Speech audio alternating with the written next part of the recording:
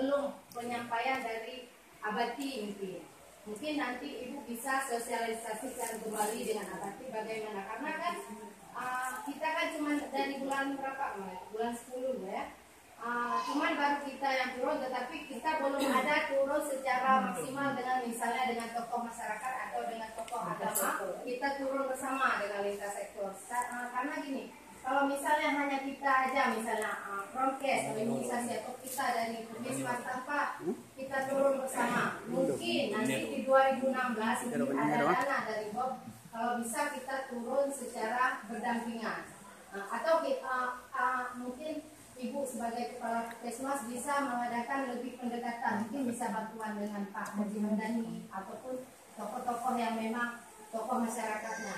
Karena kan kalau kita berdiri sendiri mungkin ini nggak jalan. Ditambah lagi nanti kita bulan 3 ini tanggal 8 kita PIN.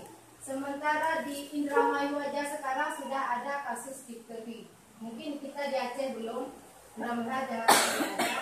Jadi kalau misalnya 2016 mungkin kita bisa melakukan pendekatan yang memang yang 10 desa itu kan memang diminta sama dinas itu ada kelanjutannya.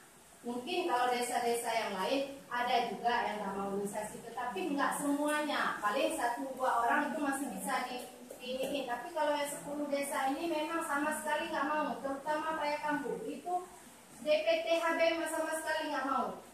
Sekarang yang justru yang aneh di tempat kita, yang diisu vaksin haram itu kan polio.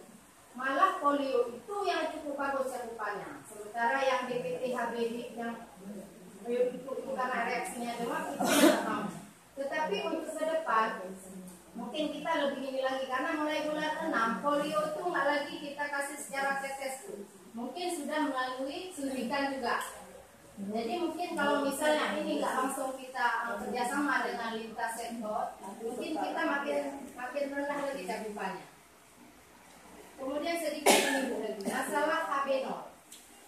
Di Muhammadiyah suntikan HB0 kita kurang. Sementara pasien, maksudnya bayi-bayi yang diimunisasi itu yang pertama kali jumpa dengan bidan yang menolong.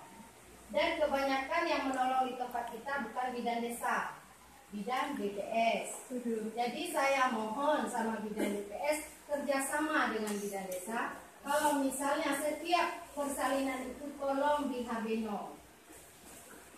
Jadi jangan nanti mungkin ini kita minta tolong juga sama bidan BPS, karena apa yang dibilang sama bidan BPS itu akan didengar oleh masyarakat. Karena dianggap orang tua daripada mungkin yang dibilang sama bidan desa yang dianggap masih anak-anak. Jadi kalau misalnya saya minta tolong sama bidan-bidan BPS, waktu mereka menolong persalinan atau sesudahnya bisa memberikan sedikit penyuluhan. Ketika mereka bayi-bayi itu diimunisasi HB0, bisa dia bilang ini nanti lanjutkan imunisasinya dengan bidan, mungkin bisa dibawa ke posyandu, bisa lah dikasih penyuluhan sedikit. Jadi kita kerjasamanya dari bidan BPS, karena yang mulai pertama dari bidan BPS. Memang itu seperti Buka bilang, itu semua berkesinambungan, ya kan, mulai dari pemeriksaan hamil, kemudian dari gizi, itu semua berkesinambungan. Jadi memang saling berpengaruh. Jadi kalau misalnya KIH-nya jelek, imunisasinya juga jelek, pasti gizinya juga jelek. Itu selalu berkesinambungan. Kalau gizinya kurang, berarti ibu hamilnya juga akan melahirkan bayi yang kek. Ketika bayi yang kek, imunisasi tidak bisa dilakukan. Cakupan akhirnya semua juga akan kurang. Begitu juga dengan posyandu, itu juga berkesinambungan. Semua berkesinambungan.